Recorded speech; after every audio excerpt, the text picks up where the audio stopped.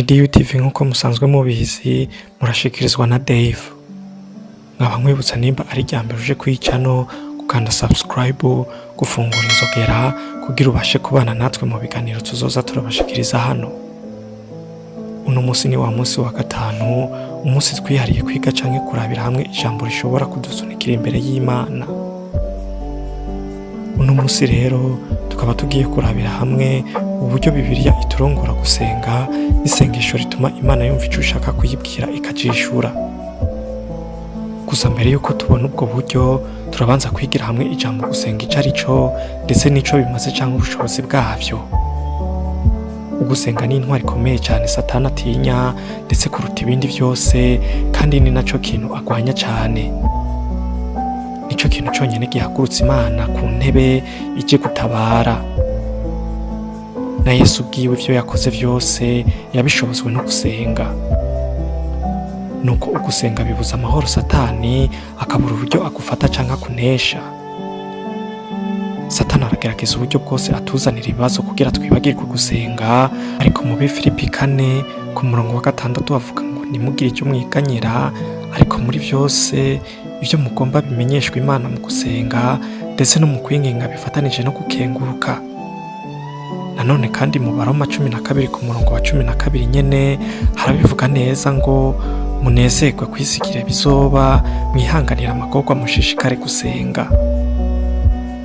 Yego twe ntabwo tuzi gusenga neza, ariko mu Baroma igice cya 8 ku murongo wa 26 haraturemesha havuga ngo niko na mwemu adufasha mu ntege nke zacu, kuko tutazi uko dukwiye gusenga. Ariko mwemu bwiwe aradusengera ngo aniha iminiho myinshi tovuga ku bwacu.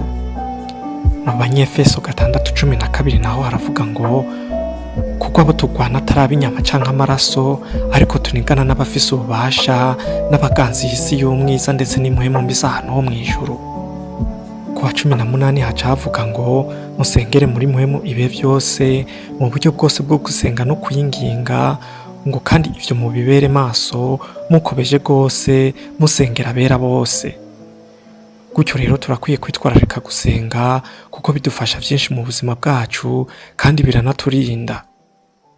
Reka rero turaba uburyo Bibiliya itubwira gusengamwo cyangwa uko twovyigenzamwo iyo turiko turasenga. Muri Matayo 6 ku murongo wa 5 haravuga ngo iyo musenga ntimukabe nka zandyarya, kuko bakunda gusenga bahagaze mu masinagogi no mu mayira abiri ngo biyerekane imbere y'abantu. Ndababwira ukuri, baramaze guhabwa impera zabo.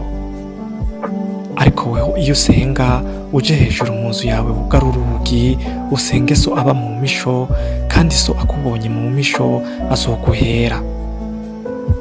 Kandi nimwasenga ntimukabomboranya amanwa nk'uko abanyamahanga bagira, biyumvira yuko bazokumvikwa kubw'amajambo yabo menshi.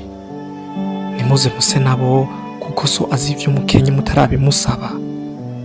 Nuko musenge mutya muti Dawe wa twese wo mw'ijuru, izina ryawe niryubahwe, ubwami bwawe buhuze, ivyo ugomba bibe mw'isi nk'uko biba mw'ijuru.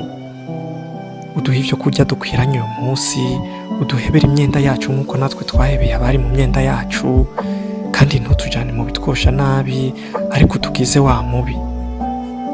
Kuko ubwami n'ubushobozi n'icubahiro ari ibyawe bibe bidashira. Amen. Nuko mbere yuko usaba Imana ibindi, tanguza rino sengesho, hama ndetse ukurikize n'iryawe nyuma. Nuko nkaba ndangije shimira mwebwe mwese mwafasha akanya ko kunkurikirana, mwari kumwe na Dave uwikunze. Nimba nawe ufise ico woshikiriza canke wokongera kuri ibi mvuze, andika ngaho muri commentaire. Murakoze cyane.